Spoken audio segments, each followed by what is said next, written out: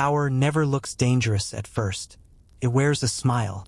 It listens, it forgives, it nurtures until the day it bleeds. Your empathy hides your danger, and they exploit what you think is your strength. Because in this world, the kind are not rewarded, they're tested. Tested for limits. Tested for obedience. Tested for how much they can give before they break. The cruel truth is, the more you care, the easier you are to control. They don't study your anger. They study your mercy. They learn exactly how to pull your compassion like a string, not to admire it, but to strangle you with it. And yet, you keep calling it goodness. You call it love. You call it being a good person. But what if it's not goodness at all? What if it's programming? An invisible contract written in your childhood that says you must earn love through sacrifice. That's how the trap begins. Not with cruelty, but with kindness. You see, benevolence is the most seductive prison ever built. It convinces you that control is morality. That saying no makes you selfish. That protecting yourself makes you cold. So you build your life like a fortress of giving, until you realize you've built no walls at all, only open gates. You open the door to everyone, and they come not to stay but to take. Each one takes a piece of you wrapped in gratitude. They smile when they leave, and you feel holy for being used. That's the trick. They make you believe your pain is proof of your goodness. But kindness without boundaries isn't virtue. It's exposure. And exposure invites predators. Because human nature doesn't admire unconditional kindness. It tests it. People rarely think asterisk, I must protect this good soul. Asterisk. They think, asterisk, how far can I go before they stop me? Asterisk. Is not always conscious. Is not always malicious. It's instinct, the same primitive instinct that measures dominance and submission in every social interaction. When you don't draw lines, the world assumes you have none. And here's the darkest part. Once they learn they can take from you without consequence, they no longer respect what they take. Most people believe kindness is moral currency. The more you give, the richer your soul becomes. But in dark psychology, that's an illusion. Because giving doesn't create power, it reveals hierarchy. And every hierarchy seeks balance. If you keep lowering yourself to lift others, the mind of the other adapts. It starts to expect your sacrifice. Your pain becomes predictable, and predictability is weakness. The brain, when given unchecked kindness, starts to devalue it. Just like luxury becomes normal once owned, your generosity becomes invisible once given freely. That's how manipulation begins, not through force, but through familiarity. You become a mirror for their selfishness. They start to believe your care is endless, and therefore worthless. In the shadows of every kind heart lies a wound, the fear of being unloved if they ever stop giving. That fear is what tyrants, narcissists, and manipulators detect first. They can smell it like blood in water, because they know if they can trigger your guilt, they can control your behavior. So they weaponize your empathy. They make you feel guilty for resting, for saying no, for asking for fairness. They whisper, asterisk, I thought you were kind, asterisk, and suddenly you feel the need to prove it. You give again, not from love, but from shame. And that's the moment your kindness dies. Not because you stopped caring, but because they taught you that care must be performed. That's when you start confusing compassion with compliance. And once that confusion settles in, you lose the ability to distinguish love from servitude. But here's the irony. The world doesn't actually want the endlessly kind. It wants the strategically kind. Because true benevolence is not about giving everything. It's about knowing what not to give. Powerful kindness doesn't beg to be understood. It observes. It measures. It knows when to extend a hand and when to let silence do the teaching. That's what separates the naive empath from the strategist. Both can feel, but only one knows when to stop. The trap of benevolence is not that you care too much. It's that you forget to care for yourself with the same devotion. You were never meant to be endlessly forgiving. You were meant to be discerning. Because forgiveness without boundaries becomes permission. Empathy without foresight becomes self-destruction. And kindness without strength becomes manipulation. Not from you, but against you.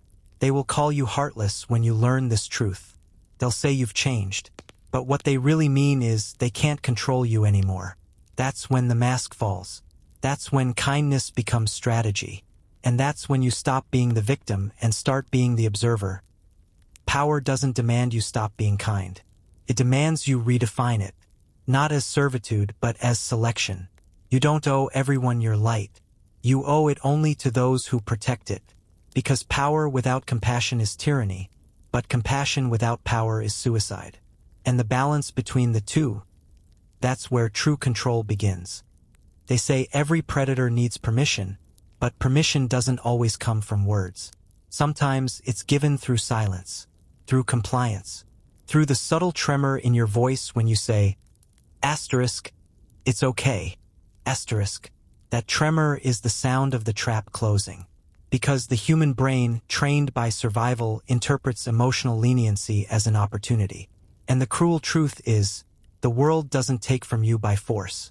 It waits for you to give. The psychology behind exploitation is primitive but precise. It's not always the fault of those who take. It's the natural order of dominance and submission written into human behavior. The brain categorizes people subconsciously: predators, equals, or resources. Predator takes. An equal negotiates. A resource gives. If your kindness is unconditional, your brain signals to others, asterisk, I am safe to use, asterisk, not because you are weak, but because you do not punish. And what is unpunished is repeated. That is the first rule of manipulation. Consistency invites control. Look deeper into your past. You'll find moments where your kindness wasn't pure. It was a transaction disguised as virtue. You gave because you feared rejection. You forgave because you feared abandonment. You smiled because you feared conflict. That's not love. That's survival wearing perfume. You learned early that acceptance was conditional, that you must overextend to be valued. And every manipulator you met after that simply followed the pattern you already wrote. They didn't break your boundaries. They only read them. That here's the cruel brilliance of human psychology. The more selfless you appear, the less people believe you deserve protection. Your pain becomes invisible under the halo of your reputation. People assume the strong are cruel and the kind are safe. But safety in the social jungle means weakness. Kindness creates emotional comfort. Comfort creates psychological blindness. And blindness breeds dependence, not theirs but yours. You start needing to be needed. You start confusing usefulness with worth. So you become indispensable but not respected. Loved but not valued. Admired but not protected. That's how benevolence turns to bondage. You chain yourself with your own virtue. Let's dissect this deeper: the neuropsychology of guilt. Guilt is the emotional leash of the empath. Every manipulator knows this. They know that logic can be debated, but guilt can only be obeyed. So they create narratives where you're always the one at fault. You're too sensitive. You misunderstood me. You're overreacting. Each statement isn't meant to convince you. It's meant to confuse you. Because confusion delays boundaries, and delay equals access. That's why guilt is more powerful than fear. Fear makes you run. Guilt makes you stay. In Machiavellian terms, your overgiving isn't generosity. It's uncontrolled leverage. Every act of kindness gives the other person psychological credit. And if you give without awareness, they'll spend that credit against you. They'll remind you, I was there when you needed me. I thought we were close. You've changed. Each line is a soft weapon, a way to pull emotional debt without appearing cruel. They feed on your need to be good. Because once they can define good for you, they own your morality. And once they own your morality, they own your decisions. The most dangerous manipulators never shout or demand. They praise. They thank. They make you feel irreplaceable. They call you their angel, their healer, their everything, and that's how they disarm you. Because flattery blinds faster than fear. You start believing that giving endlessly is your purpose. That being needed is the highest form of love. That self-sacrifice makes you noble. But nobility without strategy is slavery in disguise. That's the paradox of benevolence. You think you're rising by giving, but you're actually kneeling. The human brain craves balance, even in morality. Too much evil breeds chaos. Too much good breeds exploitation. The Machiavellian mind understands this. True power isn't about becoming cruel. It's about controlling the exchange. You must give with calculation, not compulsion. Love with observation, not blindness. Forgive with awareness, not obligation. Because the moment kindness becomes an automatic reflex, you're no longer the giver, you're the resource. And resources are consumed, not cherished. Think of it this way. Every relationship, personal or professional, operates on an invisible contract of power. When you give too much without asking, you rewrite that contract. You tell the world that your worth is measured by what you endure. That's why people don't respect endless kindness. They respect the person who chooses when to be kind. Because choice implies power, and power commands value.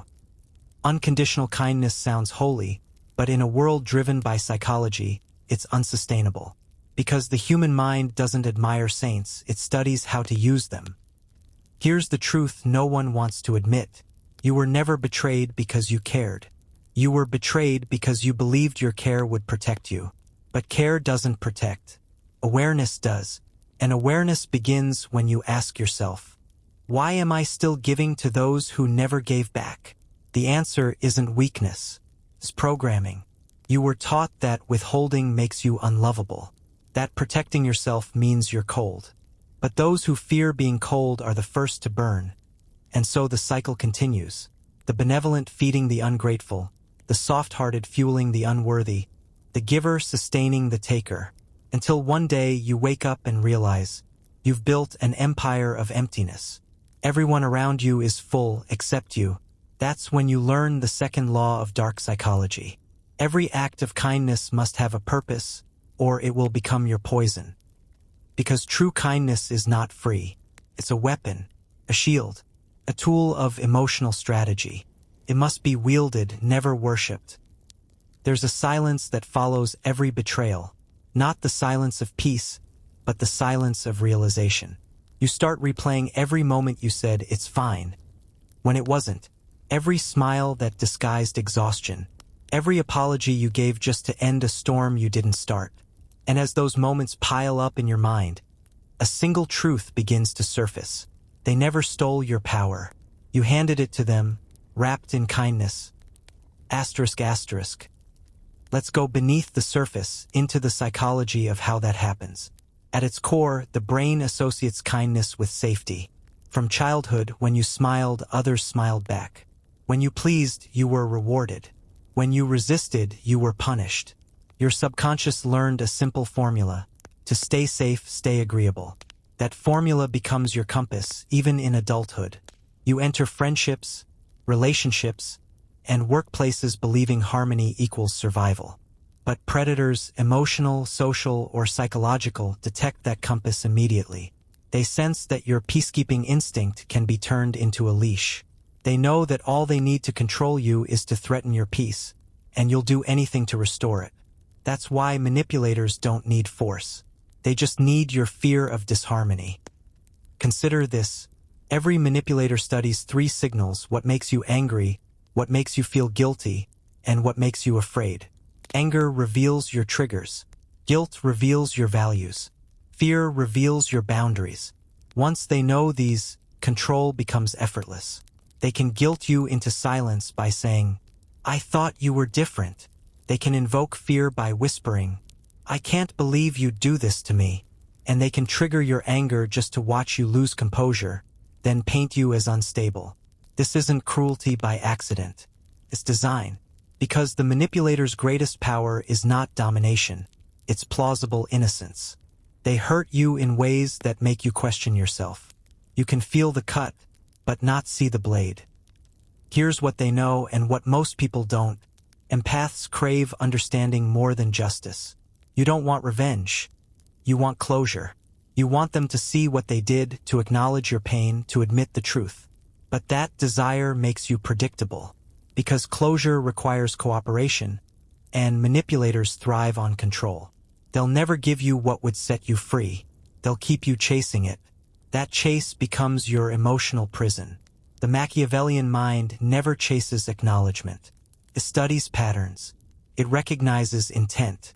It extracts lessons. It never begs to be understood. It uses misunderstanding as camouflage. Think of emotional exploitation like a chess game. Every move of compassion you make opens a square. Every apology a sacrifice. Every "it's okay" a pawn moved forward, leaving your king exposed. Meanwhile, they play for position, not connection. They're not playing to win love. They're playing to control the board. And by the time you realize it, you're cornered. Not because you were weak, but because you kept playing by the rules of fairness in a game designed for deceit.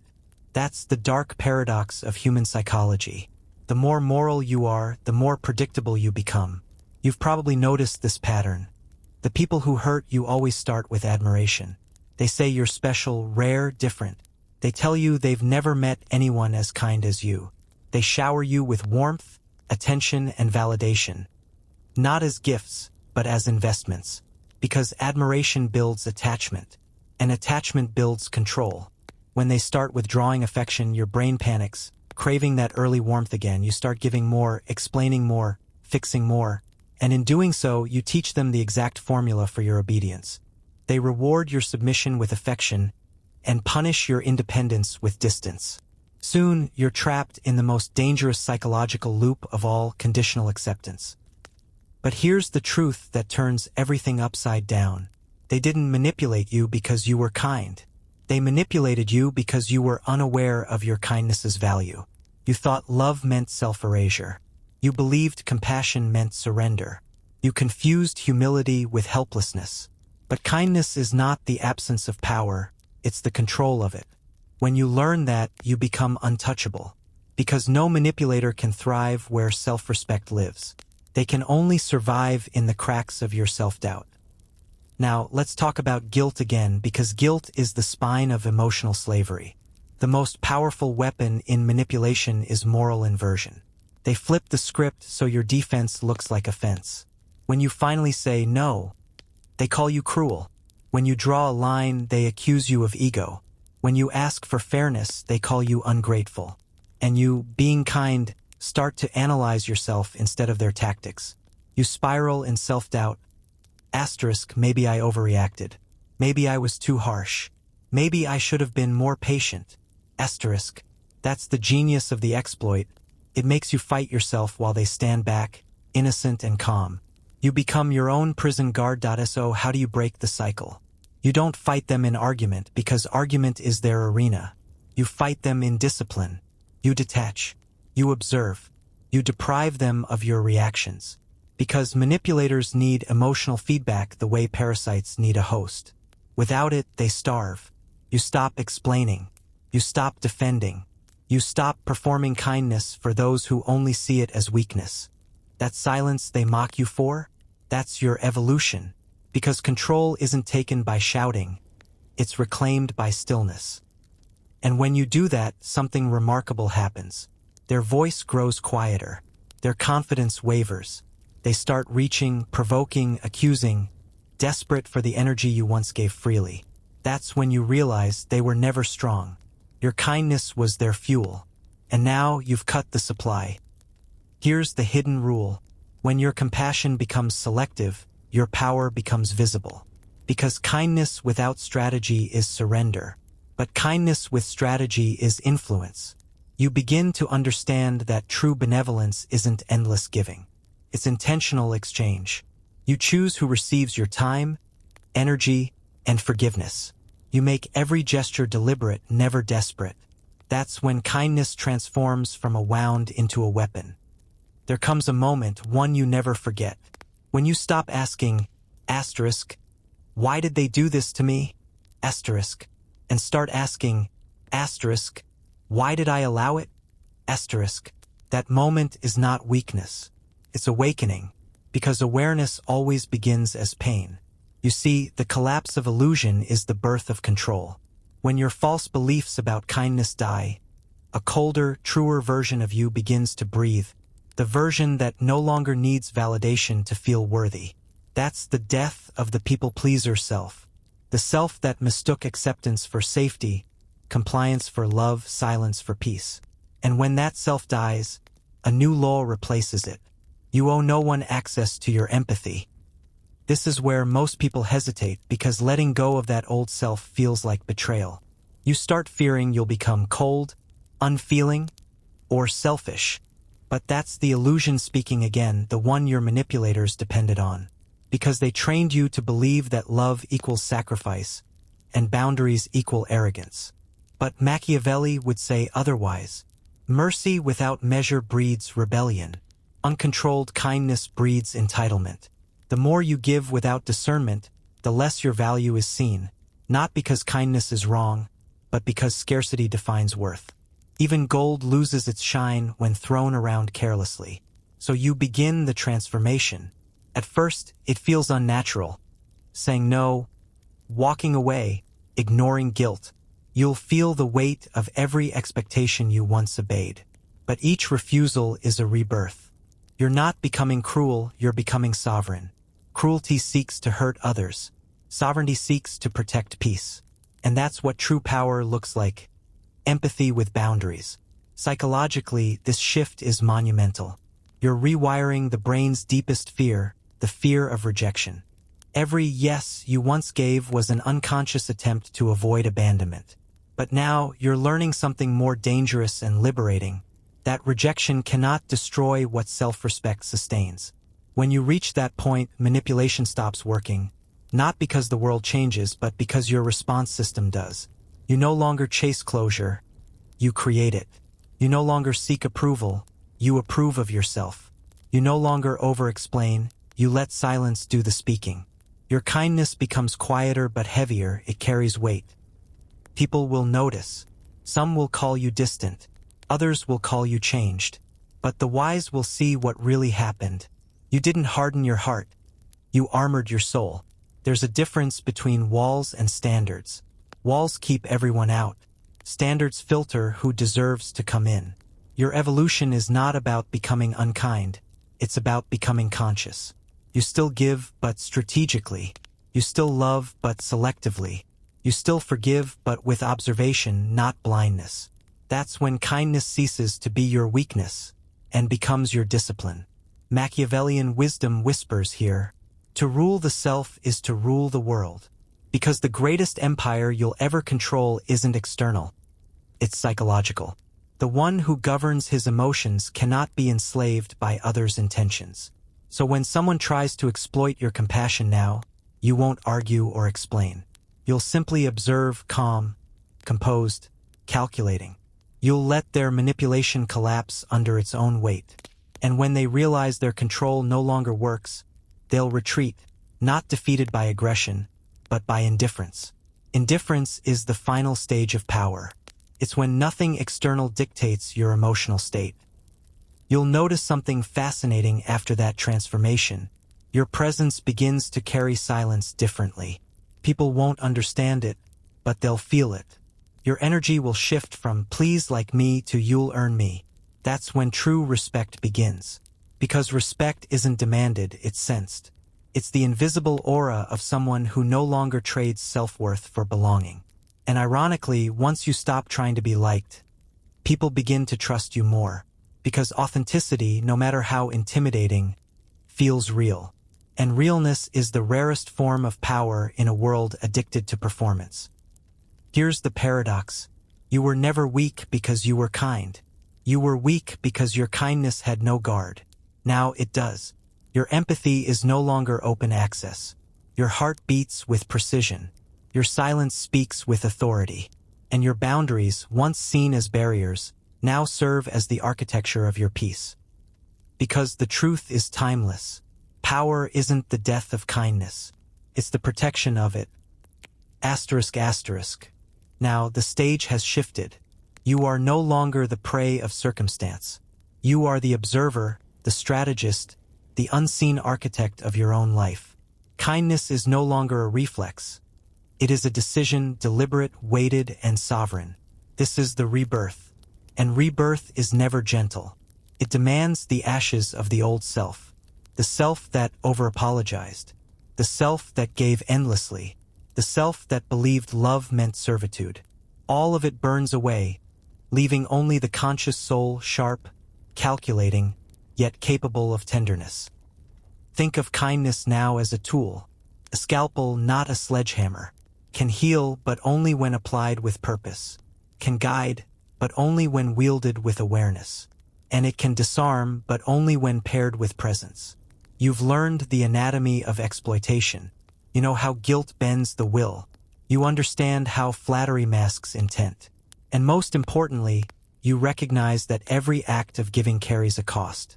From this point forward, you pay attention, not just to others but to yourself. The human mind, when left unchecked, constantly seeks validation from outside.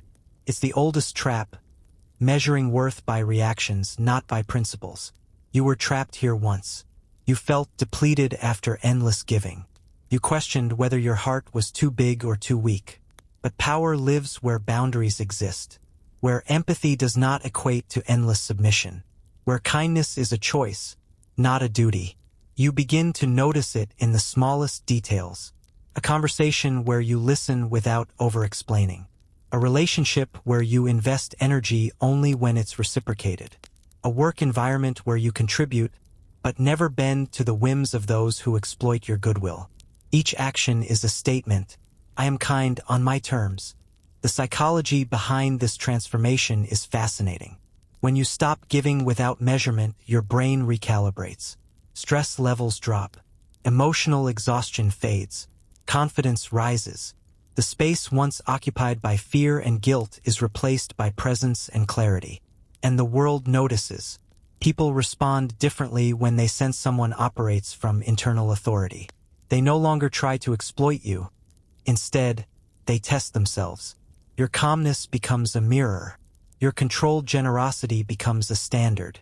And those who once drained you, the takers, the manipulators, begin to fade, unable to penetrate a mind no longer vulnerable. This is where Machiavellian wisdom and emotional intelligence converge. Kindness without boundaries is a weakness. Kindness with boundaries is a strategy. Strategy doesn't mean cruelty. It means observation. It means selective investment of your emotional energy. It means understanding that every yes has a price. Every no has weight. And every relationship is a currency of attention and trust. You stop giving endlessly. You stop forgiving blindly. You stop explaining unnecessarily. You start protecting what matters, your time, your energy, your peace. And that protection is invisible power. Here's the most profound realization. The world doesn't respect endless kindness. It respects deliberate kindness. Because deliberate kindness signals control. Says, I know my worth. I know the value of my attention. I know the price of my peace. And nothing in human nature resists respect for control. Your transformation becomes a subtle form of domination. Not through aggression, not through coercion, but through self-mastery. Your boundaries speak louder than words. Your calm deflects chaos. Your measured generosity attracts genuine loyalty. Manipulators cannot thrive in this ecosystem. The same tactics that once trapped you, flattery, guilt, projection, fail because you are no longer reactive. You are proactive. You dictate the terms of engagement. You are no longer prey. Notice the paradox. The stronger your boundaries, the more your kindness carries weight. The less you perform, the more you influence. The quieter your voice, the more it commands attention. That is the dark, elegant law of controlled benevolence. You are kind, but only where kindness is earned and deserved. You are present, but only where presence respects your power. And with this, kindness ceases to be vulnerability. It becomes influence. It becomes leverage. It becomes strategy. You begin to move through life differently. Every interaction carries awareness. Every gesture carries intention. You watch, you listen, you measure, not because you distrust the world, but because you trust yourself. And here is the cruel brilliance of this evolution. Those who once exploited you, who fed on your absence of control, now feel uncertain around you. They try their old tactics. They see the same smiles and hear the same apologies. But there is a difference. They no longer yield a single ounce of power. Their words slide off a mind armored by awareness. Their manipulations crumble against boundaries fortified by discipline. You've become untouchable not because you've hardened, but because you've awakened. Machiavelli wrote, "The wise man does at once what the fool does finally." And in the language of kindness, this translates to, choose your giving deliberately, defend your peace ruthlessly, operate with awareness always. Every act of generosity now becomes a declaration of sovereignty. Every refusal becomes a lesson in boundaries. Every silent observation becomes a demonstration of inner authority. You've learned the cruel truth that most never see. Kindness is not weak. Weakness is giving without measure. Power, in its quietest and most terrifying form, resides in knowing where your generosity begins and where it ends. And so, the cycle is broken. No longer prey, no longer performing for approval, no longer confused about worth. You are the master of your own benevolence, and that mastery is invisible, inescapable, and undeniable. The world will still test you. It always does, because human nature thrives on imbalance. It seeks weakness where it can find it, and it celebrates the exploitation of unguarded virtue. But now, you are no longer the same person who answered every call, forgave every slight, or sacrificed your peace for approval. Now, you respond with deliberation. You observe before acting. You weigh before giving. And you give only when the act preserves your power as much as it serves another. This is sovereign kindness. Kindness that is conscious, calculated, and unassailable. Notice the transformation in yourself. Where once you felt fear in saying no, you now feel calm authority. Where once you felt guilt for resting, you now feel clarity. Where once you apologized to keep peace, you now act to uphold your dignity. The external world may call this cold. They may accuse you of being distant, selfish, or changed. But they are merely uncomfortable with a force they cannot manipulate. Your silence, your selectivity, your discernment, all of it is a mirror reflecting their own strategies, stripped of access to your energy. Here's the philosophical truth you've discovered. Kindness is not a gift to the world, it is a statement of power. Empathy is not surrender, it is strategy. Forgiveness is not weakness, it is sovereignty. The trap of benevolence lies not in caring, but in not caring wisely. When kindness becomes automatic, unbound, and unobservant, it becomes a leash.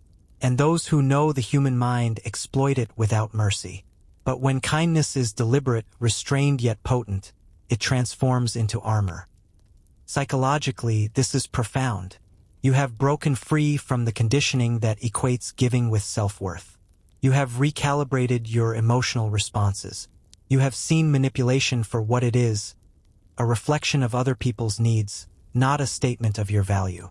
And in this space, power arises naturally, because the one who governs self cannot be enslaved by others. The one who chooses where to invest attention cannot be distracted by emotional predators. The one who defines the limits of empathy becomes the ruler of their own world. There is beauty in this darkness. The reborn self does not seek revenge. It does not strike out in anger. It does not chase the unworthy. Instead, it stands still. It watches. It measures. And it acts only when action preserves truth and sovereignty. That is the elegance of controlled benevolence. It heals without compromising. It influences without coercion. It deflects without aggression. Consider the subtle irony. The very thing that once endangered you, your unbounded compassion, is now your ultimate tool. It disarms the manipulator. It attracts genuine loyalty. It commands respect that fear or force could never produce. And all because you learned the most dangerous skill of all ***, to give with awareness. ***, to love without surrender, to forgive without weakness, to exist without apology. You will still encounter those who attempt to exploit kindness. You will still meet people who test limits. But now you respond differently. You do not exhaust yourself explaining. You do not bend to guilt. You do not chase validation. You act measured, deliberate, sovereign. Because kindness without strategy is chaos. Kindness with strategy is power. And so the journey concludes. You were never betrayed by the world. You were betrayed by the misunderstanding of your own value. You were never weak because you cared. You were weak because you gave without discretion. You were never exploited because of love. You were exploited because of unawareness. Now, you are free. Free to give or withhold. Free to speak or remain silent. Free to love without compromise. And in that freedom lies the cruel and elegant truth of power. Strength does not come from domination. Comes from understanding. Comes from observing, measuring, and protecting the self while engaging the world. Remember this always: virtue hides its own shadow. Power lies in tempering mercy with foresight. The trap of benevolence is real. The exploitation of kindness is subtle, insidious, and psychologically precise. But the awakening to sovereign kindness is a quiet revolution. Transforms pain into wisdom, confusion into clarity, exploitation into strategy. And that is the final lesson. Kindness is not weakness unless you give it away without choice. Control your giving, protect your soul, and the world will begin to bend to your presence. And in the final quiet, when the world tests you again, you will smile inwardly. Not out of arrogance, but out of recognition. You know your power, you know your boundaries, and you know that true benevolence, when wielded with awareness, is untouchable. And that's when you stop being kind and start being powerful.